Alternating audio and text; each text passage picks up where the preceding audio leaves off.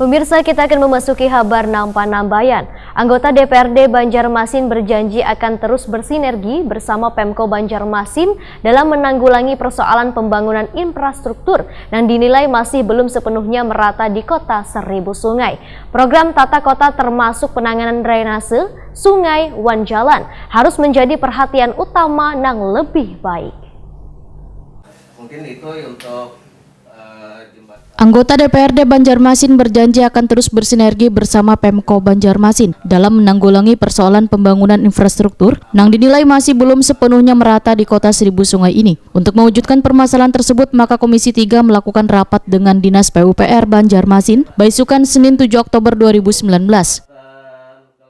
Harus lalu lintas, kira kan harus secepatnya lah, karena kan tadi sudah kita mintakan untuk segera secepatnya menyelesaikan di jembatan ini.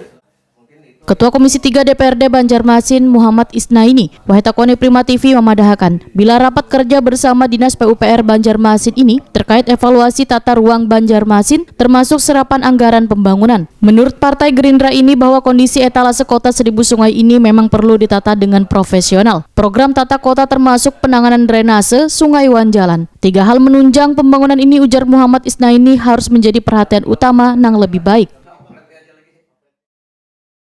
misalnya katakanlah hari ini kita memasuki musim hujan, tentunya yang menjadi masalah adalah masalah air, yang mana air itu kan drainase yang tidak tersumbat dan sebagainya. Nah, saya kira program ke depan itu bahwa ketika kita bicara drainase, maka kalau masalah pemeliharaan, masalah pengerjaan bagaimana drainase berjalan secara baik, itu mungkin dari anggaran pertama sudah ada semacam kegiatan-kegiatan yang terencana yang sudah disusun oleh PUPR terhadap hal tersebut, sehingga ketika memasuki misalnya musim hujan tidak ada lagi kendala misalnya adanya air yang tergenang dan sebagainya. Itulah yang saya kira harapkan, apalagi dengan kepemimpinan Pak Arifin yang saya kira juga cukup akomodatif maupun transparatif, di mana juga hal-hal yang kita sampaikan itu menjadi program-program yang nantinya juga kita bisa bersinergi dengan beliau. Intinya pemerintah kota maupun dewan ini bisa berjalan secara baik, bisa bersinergi, dan ujung-ujungnya bisa manfaatnya lebih besar terhadap masyarakat Kota Banjarmasin.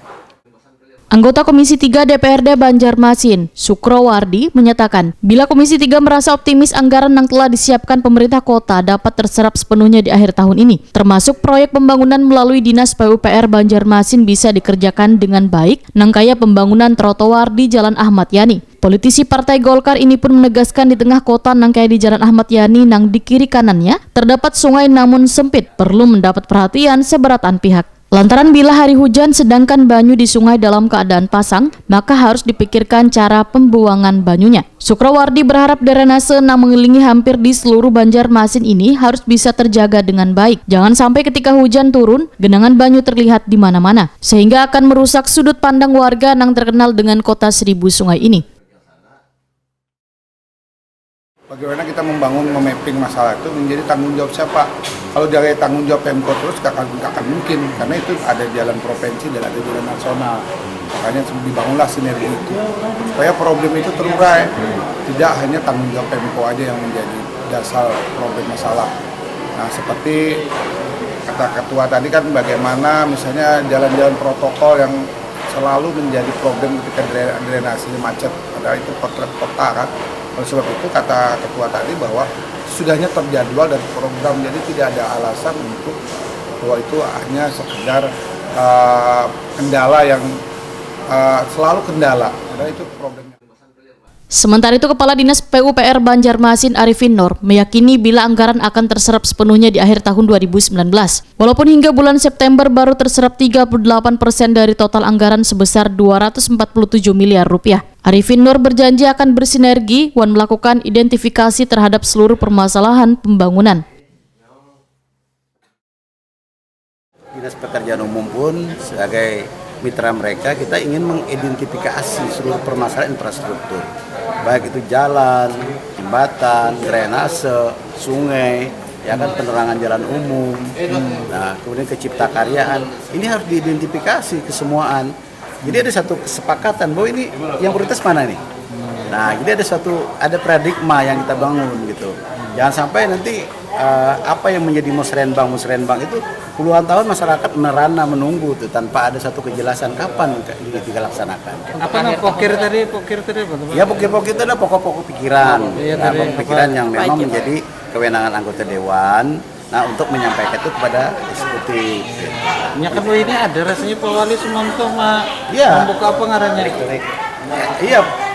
Elektronik pokir iya. itu Nah, itu kan akibat ada dari surat PP dari Kementerian Mendagri kan bahwa itu dewan juga perlu wajib menyampaikan pokok-pokok pikiran mereka. Nah, tapi maksud kita tuh jangan sampai hanya sebagai wacana tapi tidak ada aksen. Nah, harus kita kan jadi kalau kita maksudnya dengan masyarakat tuh ini loh harus ada actionnya apa.